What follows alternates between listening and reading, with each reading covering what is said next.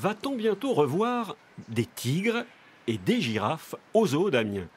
C'est le souhait de sa directrice, Christine Morier. Depuis 2 ans, elle a conçu un grand projet d'aménagement et d'agrandissement du parc.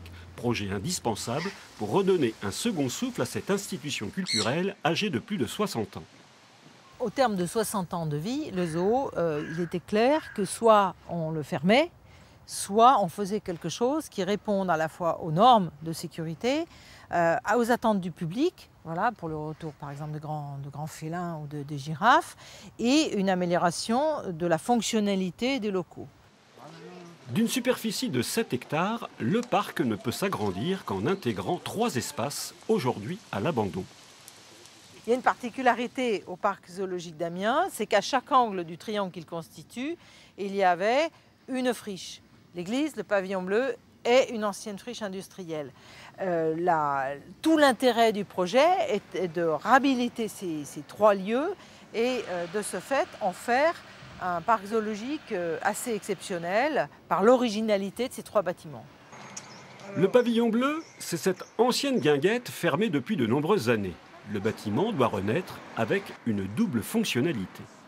Il est absolument indispensable aujourd'hui d'avoir un restaurant dans le parc.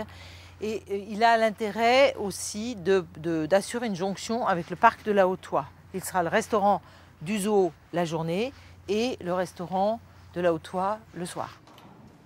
Une extension pourrait même devenir une première mondiale. Elle concerne la nouvelle affectation de l'église Saint-Firmin.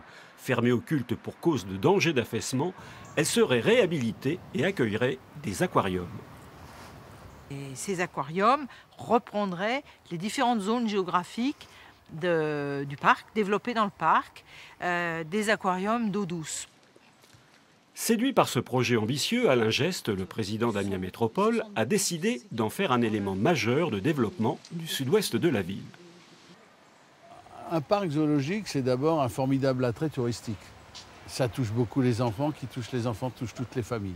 En plus, on l'inscrit dans un secteur ici, qui est proche de lieux ludiques comme eh bien, le sport, la licorne, l'hippodrome, et puis aussi des lieux de distraction comme le Zénith. Tout ça, c'est un ensemble auquel on espère ajouter une attraction autour de Jules Verne. Et d'ailleurs, le projet de zoo fera un gros clin d'œil à Jules Verne. Qui vont donc s'installer dans une plaine africaine. Deuxième site touristique après la cathédrale, le parc zoologique veut atteindre, grâce à cette rénovation, l'équilibre financier. Pour y parvenir, l'agglomération est prête à investir. C'est un projet qui, au total, tournerait autour de 40 millions d'euros, mais dont nous allons faire une première tranche d'ici 2019, si toutefois le plan prévisionnel d'investissement est définitivement arrêté dans quelques jours ou quelques semaines maximum. Sans attendre, les gestionnaires de la collection zoologique travaillent déjà à l'élaboration des nouveaux enclos. On en met combien? On en met une par box ou une seulement? Non, une seulement. Pour les espèces pour lesquelles on est sûr, comme les tigres et les girafes, on a commencé avec Johan à faire ces fameuses fiches enclos qui vont nous permettre d'avoir toutes les informations nécessaires pour construire le meilleur enclos possible. Les travaux de la première tranche doivent démarrer au cours de l'année 2016. Les girafes et les tigres arriveront un peu plus tard. C'est en novembre 2018 que les visiteurs pourront à nouveau entendre ces gros félins feuler.